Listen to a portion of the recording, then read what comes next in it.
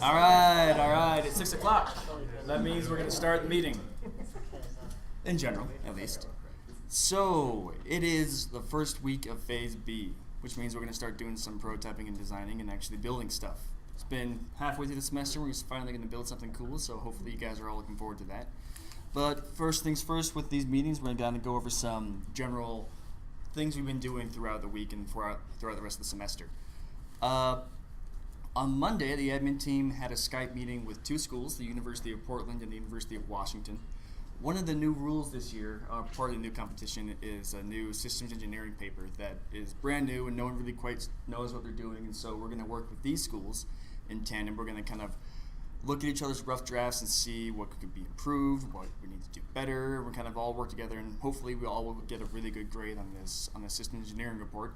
And then moving forward from there, we will kind of have a Slack channel set up, so like we have for our team now, but it will be all three teams. You will be welcome to join it. There's going to be some rules, which we'll get to later, but that's going to be people from University of Washington, University of Portland, and us.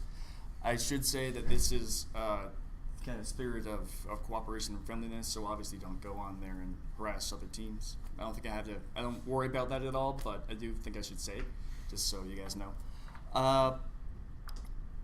I've had someone ask like what I do on the team, and I'm the team president, so that means I kind of keep you all in line, but I also work as the kind of team geologist, and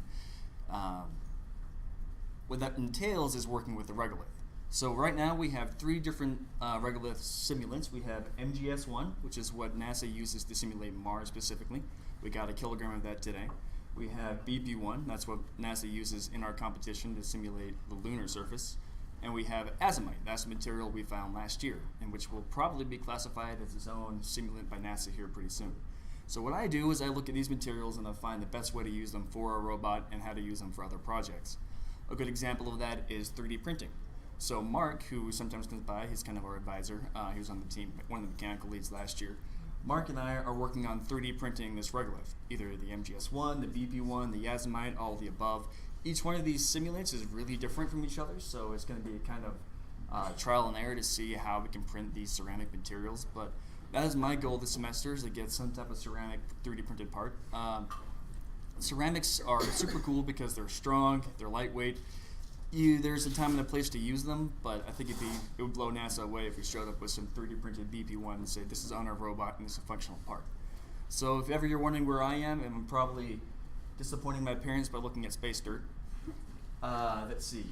Lab space, I talked to Dr. Rogers today, and he went and toured through our lab. He thinks it should be good to go, so by the time we get back from fall break, I feel pretty safe in saying that we will have our very own lab space. There's a kind of asterisk there of we don't own the space, it's being shared with, I think just general people from the mining department, but we will have much bigger space than what we have now. If you didn't know, we are kind of using the space in 2350, which is just one floor down. It's the space run by John Davies, who's sitting in the back. It's this kind of tiny little office space, and we don't have a whole lot of room to work on the robot. So this lab space is huge. We have all kinds of things we can put in there, drills, bench saws. We can turn this into our manufacturing lab. I don't think we'll have meetings there because, like I said, there's other people working. It can be loud, it can be hot. There's no AC.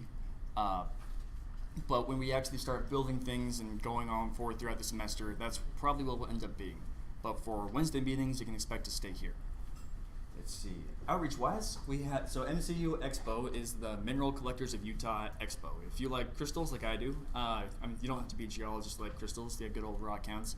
This is just a kind of expo, kind of like a gym fair. It's being held at Trolley Square. It was set up, we're doing an outreach event there with our robot, set up by Aaron Young. He's our senior team advisor. He's a mining engineer. He sometimes shows up in the back. We're just going to be there showing off our robot, making industry contacts, looking at pretty rocks. This is during fall break, so if you're gone, then by all means enjoy your fall break. But if you want to swing by Trolley Square, I'll be there for at least part of the time on all 3 days. So I'll be looking at rocks mostly and geeking out over all these pretty crystals. That's one thing we're doing. It's possible we will be doing the Utah STEM Expo, which is on October 23rd and 24th. We went there last year, about 20,000 kids in 2 days. It's a lot of kids, K through 12.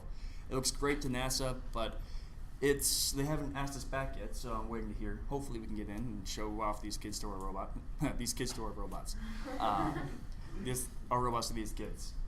Lastly, as what I have on the docket is November 3rd is going to Clark Planetarium and just kind of doing an outreach event there for the day.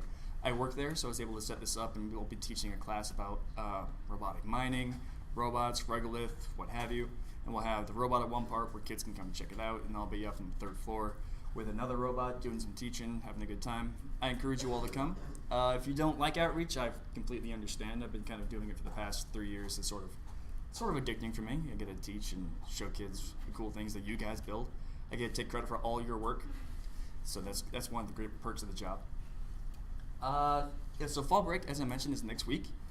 Obviously, there's going to be no meeting because it'd be kind of late to try and schedule one now. So if you're going to go home, you're going to go relax or party, have fun, I highly encourage that you take this downtime. I was a freshman once and I didn't take advantage of fall break, so you should enjoy your downtime. But while you're relaxing, also think of what you want to build moving forward in the future, be it if you're on mobility, if you're on programming. Keep this kind of project in the back of your mind. It is a break, but we can't completely just say, screw it, we're done for a week. We've got to kind of keep on moving forward. I made the mistake of looking at how many days we have left until RMC. It's 216, minus fall break and winter breaks, so that gets it down to about 180. So we have 180 days to build a prototype, a real robot, test it, and make sure it works. So that's not a whole lot of time. We've done it before, obviously, but if we continue working throughout the year, I think we'll be fine. Just make sure to keep that in the back of your mind. And the last topic on here is secondary meetings. That's going to be kind of decided by the team leads obviously we don't have a workshop right here to work in. We're not hammering on metal, we're not cutting metal, we're not doing anything like that. We don't have the space here. So the team leads will find either a separate day, usually during the week, where they can get together and physically build something. Be that the prototype for this first part of the semester, or be it the actual robot starting in spring. It'll be a second meeting throughout the week where you can go and you can actually physically build something and get physical progress done on the robot. So the leads will probably mention generally when that will be, this meeting, and then we'll kind of hone it down over fall break and decide the next meeting. But that is something that you should know of. We're going to go from one meeting a week to at least probably 2, depending on how many teams you want to be on, 2 to 3. And that's something we're going to be doing later. Ted is going to be coming here soon. He's going to be talking about what we're going to be doing more in Phase B. But while we wait for him, do you guys have any questions, comments, concerns for me while I'm up here? Is there anyone from programming? We got the 4 of you right there. So did John tell you what happened? So he got in a car accident. He's fine. Everything's fine. But dealing with a car accident and dealing with all that damage, and being a grad student, he's obviously got a ton on his schedule. So I'm going to be hanging with you guys this week. I'm going to have you guys fill me in on what you've been talking about, and that way we can actually keep it moving forward. If he might hit us up on Slack to see what's going on, we'll see. But that's where your team lead is he's dealing with a totaled car. I would rather be here than dealing with that. Alrighty. Cole, do you have anything? Not really. Is there any good ways to stall until Ted shows up? Singing competition? Hey Cole, you know that video you posted about 3D printing regolith? I posted a video about 3D printing In regolith? general, like. Oh, the Verge Science video? Yeah. Should we just watch a video? Yeah. Okay. Movie time. Hey Dave. What's up? Can you talk about again the event at Holly Square? So it is just it's if you ever been to a gem fair, they normally have them like Southtown Mall or something like that. It's where a bunch of vendors with crystals, gem specimens, slabs, that type of thing, and Ted's here. Okay. Never mind. And then so you can go and check it out. Beaters go there, and it's just going to be vendors selling stuff, and we're going to be set up showing off our robot, trying to get people interested in robotics. And this is also kind of more. Gem fairs tend to be aimed towards people who like more arts and crafts, that type of stuff, and the Mineral Expo is more earth sciencey people. So mining engineers, geological engineers, mineralogists, that type of thing. So you will have every bread and butter kind of person you have there, but we can hopefully get some sponsorship. That's the idea behind this one, is not aimed at K through 12, but aimed at getting people to take an interest in the team and support us financially. And what day was that again? The 12th through the 14th of October. Okay. What's up, Ted? Hi, Dave. We were stalling until you got here. Okay, good work. I'm proud of you. Thank you, systems engineer. These are all of 2 bullet points that you stalled for that I get to talk about. So just a quick recap of our Phase B goals. Gonna make us a prototype, a couple prototypes, well, 3 prototypes actually. We're going to primarily be working on making the rocker bogie prototype, so we can make sure we actually know how to build a rocker bogie, and also so we can hand it off to John Robe's team so they can do autonomy testing with it. And also, Dave, did you already talk about localization options? Okay. Last time when we talked with programming, they still weren't entirely sure what localization method they were going to use. I don't know if John Robe got back to us, but we're going to try and have the programming team test 2 to 3 different options for localization and prototype them. And also we're going to make a belt digger prototype. And then as soon as we can get the prototypes ready, we got to break the prototypes, and we got to put them through all the terrible things we could imagine might happen on Mars, or at least NASA's version of Mars in Florida. And I don't have a whole lot else for that. Does anybody have any questions about Phase B? Does everybody know kind of what they're doing? Today we're going to start designing. I have no idea what I'm doing. Okay. Do you know what we're doing for Phase B, and do you know what your team is kind of supposed to be doing? Yes. Sweet. Has anyone registered for Open Project? I noticed there are a bunch of people that... That's a good point. Yeah. So Open Project, we'll get back to that in a second. Last week on Slack, I posted a link for NASA saying, sign these 3 forms in order to be able to compete. And it's 2 media release forms and submitting your unofficial transcripts. So if we get to Florida and those aren't submitted, you can't really go and be in the pit. You can't have the badge. You can't actually be associated with the team at Florida. So it's super easy. The due date is November 14th to have those done. You just sign the form, scan it in, and submit the PDF. That's all you guys have to do. We have to do a little bit more. We got to get an advisor to sign the thing, but Has anyone done it so far? That's good. Awesome. I haven't done it, so I'll that's get good. you gold star. Yes. Yeah, hypothetical question. So sending in the forms is not like in RSVP. So if something came up and you couldn't go, that just enables you to go. Yes.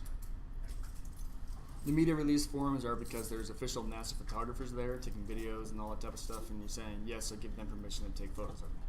And there's going to be like live YouTube coverage of the competition while you're there.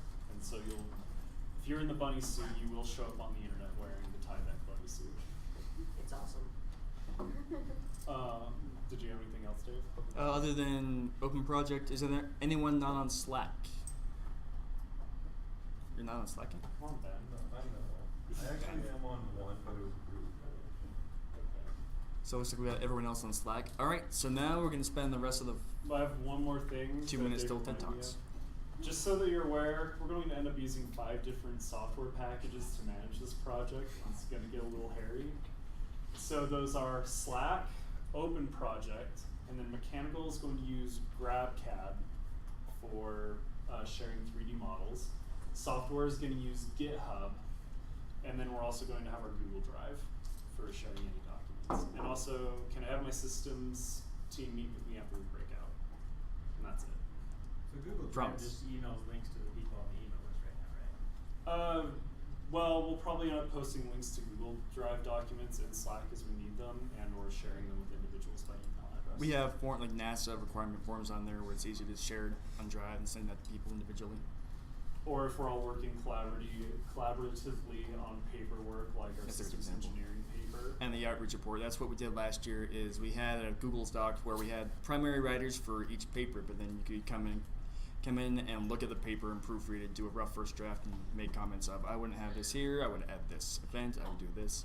So it's crowdsourcing and then helping the leads finish these papers. When is the new paper due? The new paper? The new paper's first. It's due November 1st, but we are now collaborating with Portland and the University of Washington. And so what we're going to do is write up a first draft of that paper and submit it to a Google Drive, and we can all peer review each other's papers. One other thing, so not next week, but 2 weeks from now because of fall break, the systems team, we're going to have all of you guys define the interfaces for the robots, so that means between now and that meeting, figure out how your parts will need to fit with the other people's parts. So like electrical, figure out how big of a box you need for your battery and the Jetson TX2 and all the other junk. And I guess programming needs to talk with electrical to figure out what sensors we're actually going to get and where they need to mount on the robot. So, sound good? Any questions? Design a robot. All right, so mechanical over there, electrical over here, programming back there. Start building or designing. Do we actually have to move or can we do this table? You have to go. You're good. I saw your message.